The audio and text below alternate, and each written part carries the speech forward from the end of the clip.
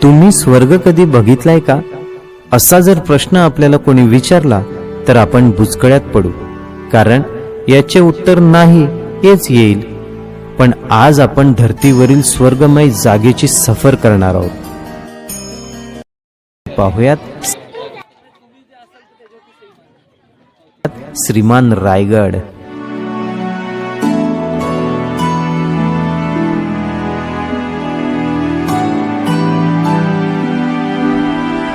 जसं की आज इंडियन नेव्ही ही छत्रपती श्री शिवाजी महाराजांना God of father of Indian navy म्हटलं तर दर्याव राज्य कसं करायचं हे आपल्या राजाने 400 वर्षापूर्वी शिकवण्यात आलेलं आहे. शिवाय रायगडाला भौगोलिक स्थान प्राप्त झाले की रायगडाला चारी बाजूने सह्याद्रीच्या पर्वतरांगाने वेढलेल्या आहे. परंतु आश्चर्याची गोष्ट अशी का कुठली सह्याद्रीची रांग रायगडाला अटॅच झाली ना टच झाली. रायगड आपला शिवलिंगासारखा, रायगड आपला कमळाच्या कळीसारखा स्वतंत्र किल्ला, स्वतंत्र डोंगर आहे. शिवाय पावसाळ्यामध्ये काळ, सावित्री, गांधारी 3 नद्या रायगडाला वेढलेल्या आहे. रायगडाची समुद्र सपाटीपासूनची उंची ही 2851 फूट आहे, जे की पायथ्यापासून आपण वरती आलो हे 1350 फूट म्हणजे 870 मीटरच्या आपण उभ्यात. रायगडाला काय शिवभक्त असेल की पूर्ण प्रदक्षिणा मारतात. ही पूर्ण प्रदक्षिणा 16 किलोमीटरची पूर्ण प्रदक्षिणा आहे. रायगड जो वरती पसरलाय 1200 एकर मध्ये पसरलाय. 100 एकर मध्ये फक्त वास्तू आहेत इमारतीत. रायगडाला तुम्ही पायी जर चढून आला तर 2000 पायऱ्या आहेत, 3.5 किलोमीटरचं अंतर आहे, 2 तास लागतात वरती येण्याकरता. 1996 झालेला प्रकल्प. पुण्यातील जोग कंपनीचे सैनिक केवळ 4 मिनिटांमध्ये आपण गडावर आलो. 128 पायऱ्या चढल्या. ज्या दरवाजातून आत आलो तो होता मेणा दरवाजा. महाराजांच्या राण्यावर आज घेतलेल्या स्त्रिया या सूर्यास्त पाहण्याकरता मेण्यातून ये जा करत असत, म्हणून त्याला मेणा दरवाजा असं म्हटला. तो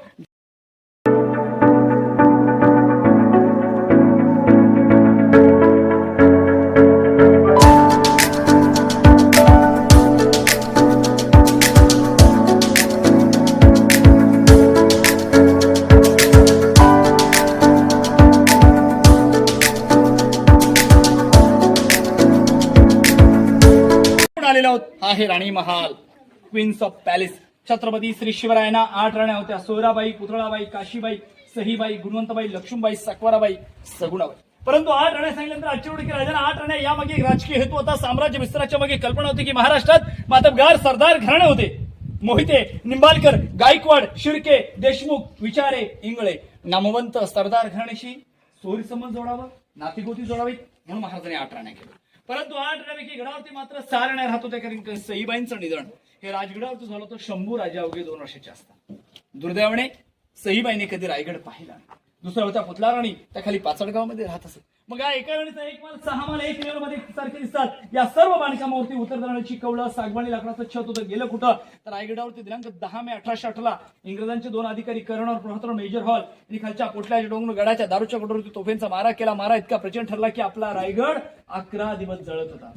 जे काही सागवानी लाकडाचं छत आणि उतरदाण्याची कळ होती ती जळून गेलेली आहेत. सध्या रायगड हा आर्किओलॉजिकल डिपार्टमेंट या भारतीय पुरातत्व विभागाच्या ताब्यामध्ये आहे. त्यामुळे किल्ल्याचा मेंटेनन्स हा आर्किओलॉजिकल डिपार्टमेंट पाहतात.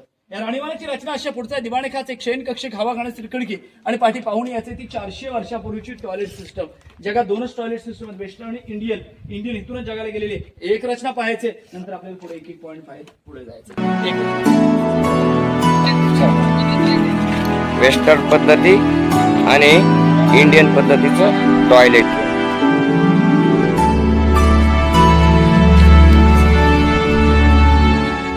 किल्ले रायगड हा नुसता गड नसून देशभरातल्या लाखो तरुणांचे श्रद्धास्थान आहे.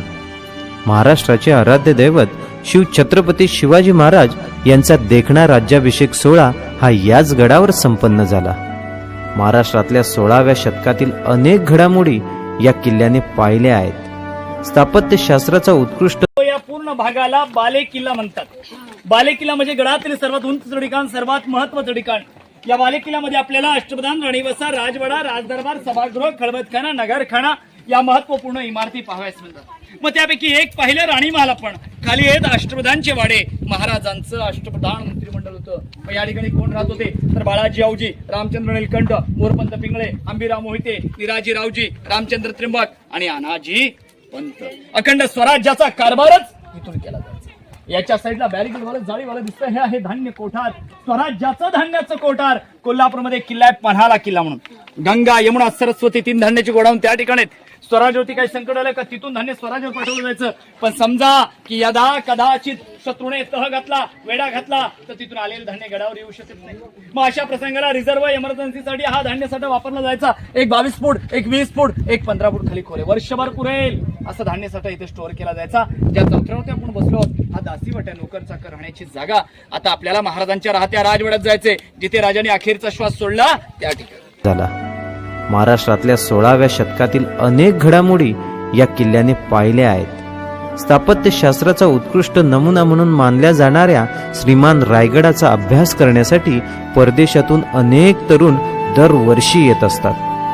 संपूर्ण दिवस कमी पडतो इतका मोठा पसारा या किल्ल्याचा आहे.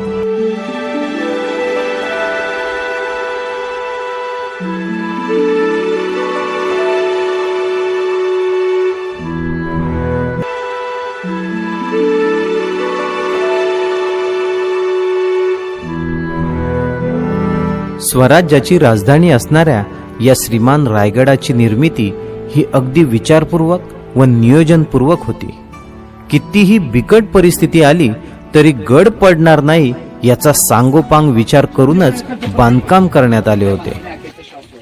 या भिंतीपासून तर त्या भिंतीपर्यंत हा संपूर्णतः छत्रपती श्री शिवरायांचा हा राहता राजवाडा. आणि याच राजवाड्याने पाहिला तो 3 एप्रिल 1686 महाराष्ट्राचा सूर्य मावळला, महाराष्ट्र पोरका झाला.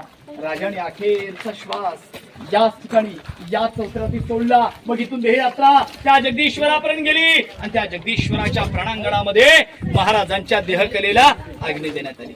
हा राजांचा पूर्णत्व दुमजली इमारतीचा राहता राजवाडा. या राजवाड्यामध्ये 4 चौथरे आहेत. 1 नंबरचा दिवाणी खास, 2 नंबरचं सचिवालय, 3 नंबरचं स्वयंपाकघर आणि हा शयन कक्ष, आराम करण्याचं ठिकाण. याच्यावरतीच महाराजांनी अखेरचा श्वास सोडला. म्हणून तर म्हटलं जातं की रायगडावर खडे पसरले, रायगडावर खडे पसरले शिवरायांच्या पायी. हीच माणिक मोती, दुसरी धनदौलत नाही, दुसरी धनदौलत नाही. म्हणून तर आज येणारा शिवभक्त इथली माती सुद्धा आपल्या कपाळाला लावली जाते. या ठिकाणी हे पिण्याचं पाण्याचं टाके एक तळ दाखवून तुम्हाला गंगासागर म्हणून तिथून कावडीने पाण्याने यामध्ये सोडलं जायचं. डाव्या हाताला दिसतं ते न्हाणीघर, स्नानघर आताच्या बाथटब सारखं. तसाच समोर एक दरवाजा दिसतो, रस्ता अवजड आहे. आपण पलीकडून पाहणार तिकडे विटांची खोली आहे, टांगसाल मिंट, स्वतःची करन्सी, कॉइन्स, नाणी, शिवराय स्वर्णहोण आणि अष्टकोणाची राजमुद्रा या राजधानी रायगडावरती घडवली जाते. जय भवानी, हर हर.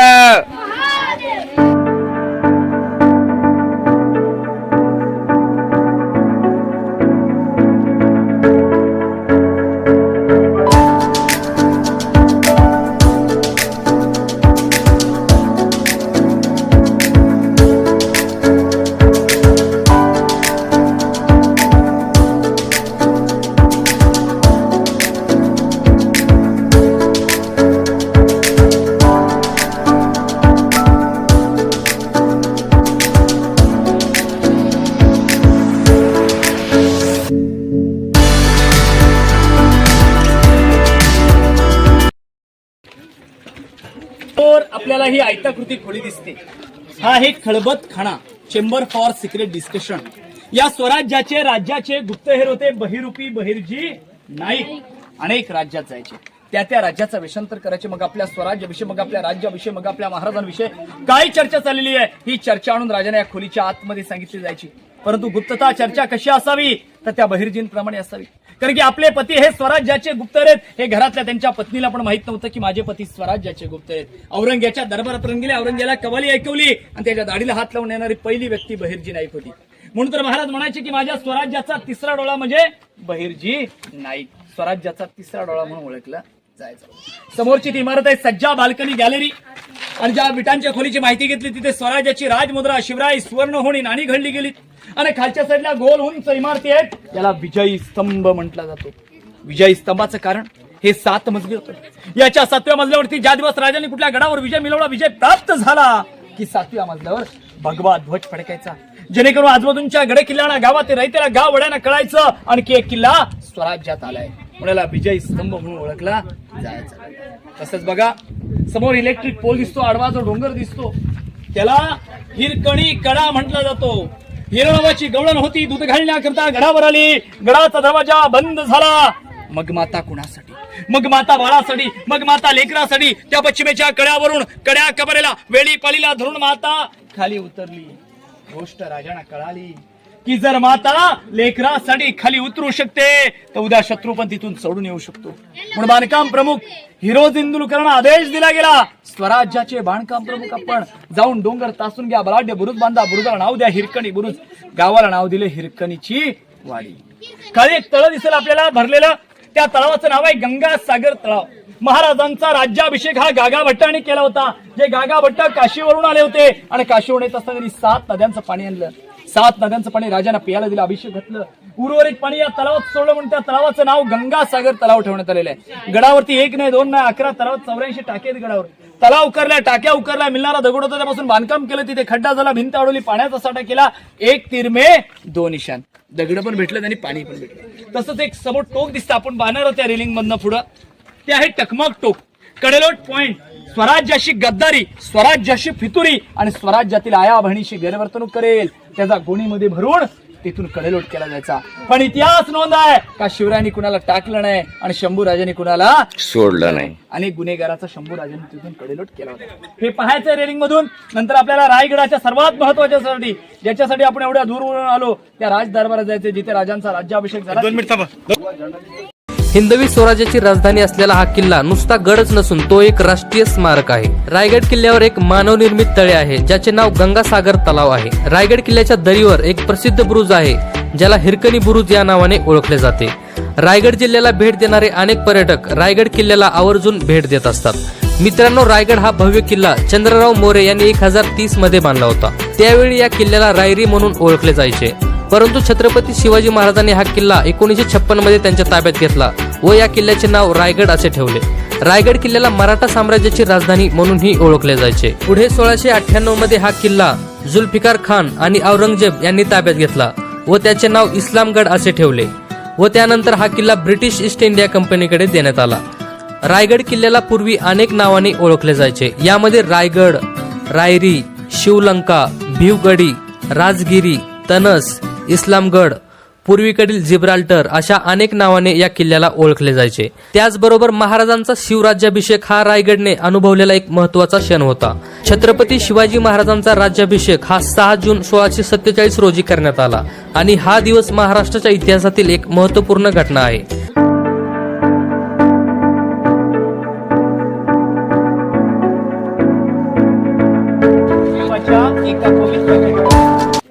याच ठिकाणी हिंदवी स्वराज्य घडलं, याच ठिकाणी राजे शिवछत्रपती झाले, सिंहासनाधीश्वर झाले, मराठ्यांचे राजे तख्तावर विराजमान या ठिकाणी. याच ठिकाणी आपल्या राजांचं 32 मणाचं सोनगडी सिंहासन होतं. एक म्हणून म्हटलं तर ते 40, 1280 किलो वजनाचं सोन्याचं सिंहासन, ज्याला मयूर सिंहासन म्हटलं. बरं, हे सिंहासन राजांच्या उत्तरात, शंभू राजांच्या उत्तरात 3 नोव्हेंबर 1619 औरंगजेबाचा सरदार जुल्फिकार खान, टोकन होतं इतिगत खान, यांनी या रायगडाला अजगरी वेढा दिला आणि या वेड्यामध्ये तो घणाने फोडून घेऊन गेला. त्याची प्रकृती येणाऱ्या शुभक्तांना कळावी म्हणून 1985 साली भारताचे 7वे राष्ट्रपती डॉक्टर ज्ञानी जलसिंग यांच्या हस्ते या मेघडंबरीची उभारणी करण्यात आली. आतमध्ये मूर्ती कोल्हापूरचे युवराज छत्रपती श्री संभाजीराजे भोसले राजांचे 13वे वंशज यांनी दिनांक 6 जून 2009 ला 600 किलो पंचधातूची मूर्ती अर्पण केली बसवण्यात. या ठिकाणी राजांचा राज्याभिषेक झाला. राज्याभिषेकाच्या त्या शुभ दिवस महाराज जगदीश्वराचे दर्शन करून आले. अंबारीमधून राजे उतरले. 7 सुवासन राजांची वळणी केली. राजाने वळणी स्वीकारली. राजांची पावलं दरबारामध्ये पडताच बसलेली 6000 मंडळी उठून उभी राहिली. हिंदवी स्वराज्याच्या राजाला मानाचा मुजरा झाला. राजाने मुजरा स्वीकारला. राजांची पावलं या सिंहासनाच्या पायरीशी येऊन थांबतात. महाराजांची नजर त्या 32 मणाच्या सोन्याच्या सिंहासनावरती पडते आणि आऊसाहेबांना राजे काय म्हणाले, आऊसाहेब, आज स्वराज्याची पहिली पायरी चढत असता आम्हास आमचे मावळे आठवतात. स्वराज्यासाठी बलिदान देणारा माझा हरेक योद्धा, हरेक मावळा या आनंदाच्या क्षणात आज या दरबारात उपस्थित नव्हता, कारण की हिंदवी स्वराज्याच्या निर्मितीसाठी त्यांनी प्राणाचं बलिदान दिलं होतं. स्वराज्याची दुसरी पायरी चढत असताना नरवीर तानाजी मालुसरे यांची आठवण होते. बाजी प्रभू देशपांडे, मुरारबाजी देशपांडे, शिवा काशीद बाजी पासलकर, प्रतापराव गुजर या स्वराज्यासाठी बलिदान देणारे हरेक सरदाराची आठवण झाली. अंतःकरण भरून आलं. लटकत त्या पावलाने राजे 32 मणाच्या सोनगडी सिंहासनावरती विराजमान झाले आणि मग दरबारामध्ये इथे ललकारी घडते की महाराज प्रौढ प्रताप पुरंदर क्षत्रिय कुलवंश सिंहासनाधीश्वर महाराजाधिराज राजे शिवछत्रपती श्री शिवाजी महाराज की जय महादेव. राजांचा राज्याभिषेक सोहळा इथे संपन्न झाला होता. या राज्याभिषेकाला इंग्रज वकील आला होता. त्याचं नाव होतं हेनरी ऑक्झेंटर. त्या इंग्रज वकिलाला प्रश्न पडला की ज्या रायगडावरती 2 पायाच्या माणसाची येताना दमछाक होते तिथे शिवाजी राजे आराध्य देहाच्या हत्ती गडावर आणले कसे. राजाने काय केलं तर बरं का, हत्तींची पिल्लं ही पालखीत गडावर आणली, त्यांचं पालन पोषण आणि मोठे करून त्यांचा राज्याभिषेकासाठी नगारखाना 40 फूट रुंदी आहे, 50 फूट उंची आहे. लांबून याचा आकार आपल्याला गेट ऑफ इंडिया सारखा दिसतो, पण हा गेट ऑफ इंडिया सारखा दिसत नाही. गेट ऑफ इंडिया याच्यात इंग्रज आले, प्रकृती चोरली आणि मुंबईमध्ये जाऊन गेट ऑफ इंडियाची निर्मिती केली. आता एक लक्षात घ्या, तिकडे लक्ष द्या ना शिवाय स्पीकर लाईट माईक काही नव्हतं, पण असं काही वास्तुशास्त्र होतं की दरबारामध्ये काही कुजबूज झाली तर थेट ती राजाने कळत होती. महाराज काय बोलले ते प्रजेला ऐकायला जात होतं. तो ध्वनी चमत्कार आजही आपल्याला ऐकायला मिळतो. सर्वांनी इथे चपलाखाली काढून तिथे शांत उभे राहायचे. जी मगाशी ताई ध्वनी गारद देणार होती तिने गारद द्यायचे. शांत उभे आम्ही तिकडून जाऊन टिचकी वाजवतो, आवाज देतो, तो आवाज तुम्हाला ऐकायला येईल. नंतर तुम्ही सर्वांनी पुढे या, आपल्याला पुढे जायचं.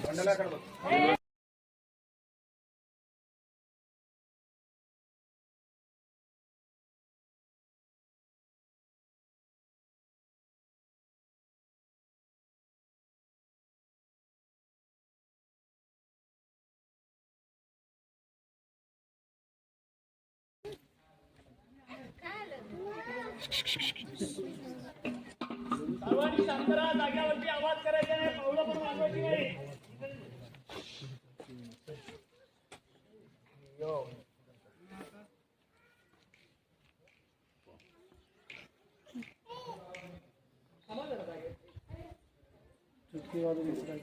छत्रपती शिवाजी महाराज जय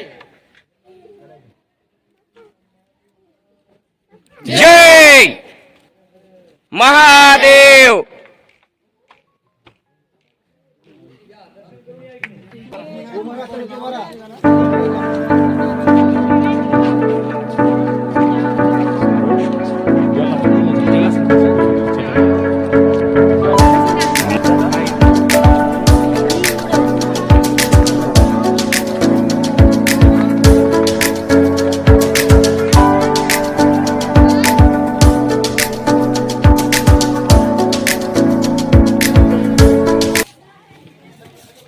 त्याला भुयारी गटर म्हणतात. 400 वर्षापूर्वीची ड्रेनेज लाईन. आज आपलं भाग्य असं आहे की आपल्याला 400 वर्षाचं ड्रेनेज बघायला भेटते, पण दुर्भाग्य असं आहे की आपलं कुणाला 4 वर्षाचं बघायला भेटत नाहीये. समोर राजांची ही सिंहासनाधीश्वर मूर्ती आहे.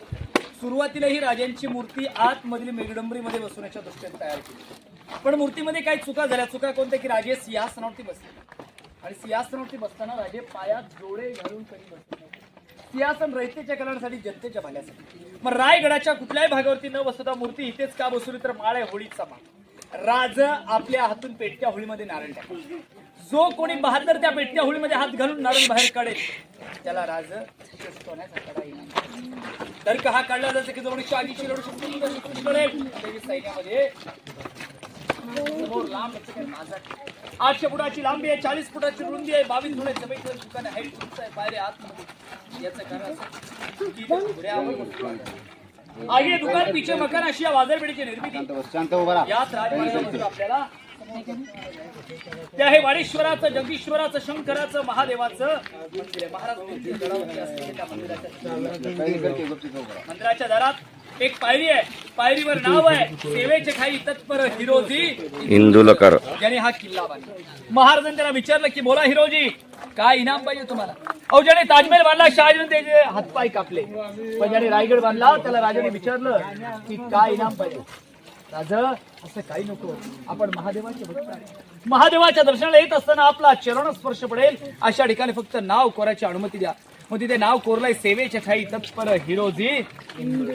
सफेद घुमटवाले दिसतं ती राजांची समाधी आहे. जीवनात आलेल्या प्रत्येक मनुष्याने एकदा तरी रायगड वारी करावी. पण लोकांचं काय असतं की आम्हाला 4 धाम करायचे, 12 ज्योतिर्लिंग करायचे, अश्वनी यात्रा करायची, जेजुरी करायची, पंढरपूर करायचं, सर्व करा.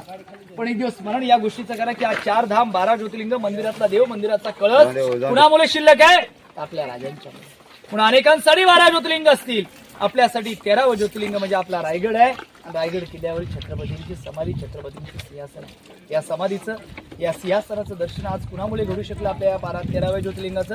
तर आपल्या आईवडिलांमुळे, आपल्या या शिक्षकांमुळे आणि आपल्या या शाळेमुळे त्यांनी श्रीमान रायगडाचं तुम्हाला दर्शन घडवलंय. आणि या सर्वांसाठी या रायगडाच्या मातीतून एकदा टाळ्या वाजून त्यांचं अभिनंदन करायचंय की त्यांनी तुम्हाला 4 धाम 12 ज्योतिर्लिंगाचं दर्शन रायगडावरती घडवलेलं आहे. समाधीच्या मागे तिथे वाघ्या कुत्र्याची समाधी आहे, पण वाघ्यावर वादविवाद चालू आहे. वाद हा कोर्टात गेलेला, कोर्ट निकाल देईल की नक्की वाघ्या कुत्रा होता की नव्हता.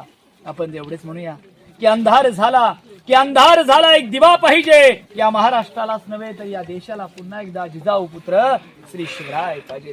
बोला छत्रपती श्री शिवाजी महाराज की जय.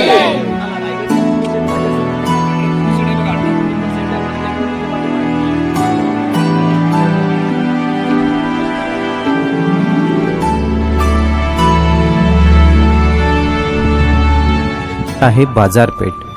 व्यापाऱ्यांना आपला माल हा थेट राजधानीत विकता यावा व गडावरील मंत्री, अंमलदार व राजसेवक यांना हा माल विकत घेता यावा, तोही घोड्यावर बसून ऐटीतपणे. आणि म्हणून या भल्या मोठ्या बाजारपेठीची निर्मिती करण्यात आली होती. आणि हिचं सगळ्यात मोठं वैशिष्ट्य म्हणजे पुढे दुकान व मागे मकान ही आधुनिक काळात रुजवलेली संकल्पना तत्काळामध्ये महाराजांनी राबवल्याचे दिसून येते.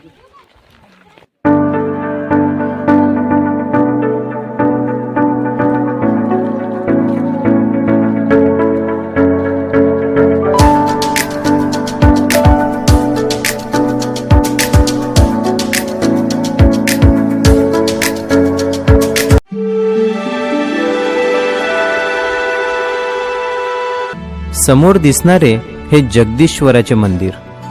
छत्रपती शिवाजी महाराज हे शिवाचे उपासक असल्यामुळे त्यांच्या सांगण्यावरून जगदीश्वराचे मंदिर हे बांधण्यात आले होते. हिरोजी इंदुळकर या स्थापत्यकाराने संपूर्ण जीव ओतून या मंदिराची निर्मिती अगदी स्फुल्लिंग चढावे अशी केली.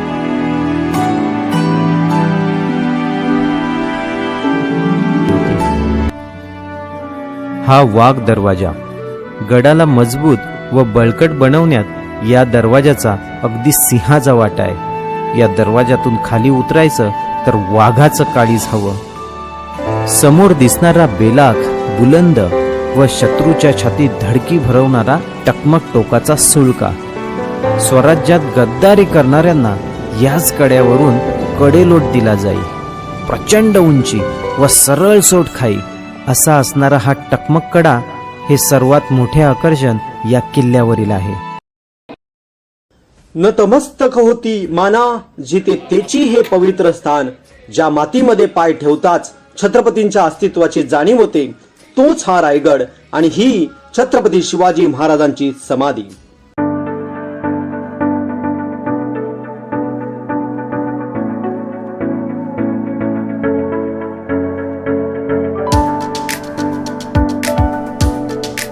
रायगड उभारण्यासाठी स्वतःचे घरदार विकणारे, शिवरायांच्या प्रति निष्ठा असलेले हिरोजी इंदुलकर यांची आठवण करून देणारी ही पायरी.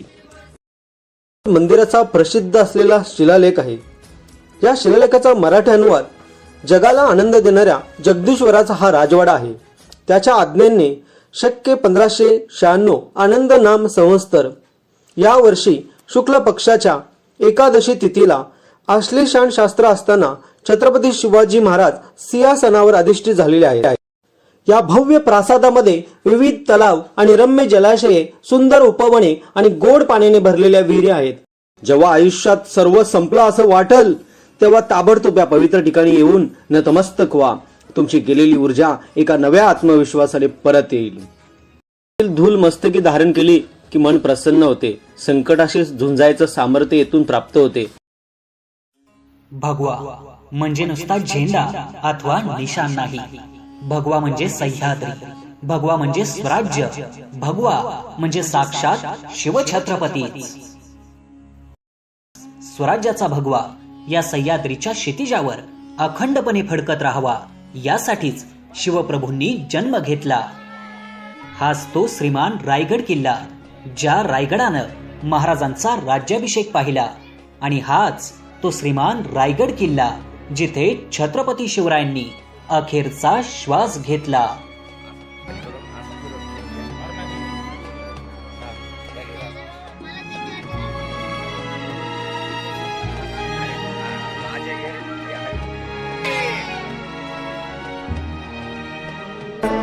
या मावळातून मावळून तू कधीच गेला र माझ्या राजा रे माझ्या शिवबार माझ्या या मावळातून मावळून तू कधीच गेला र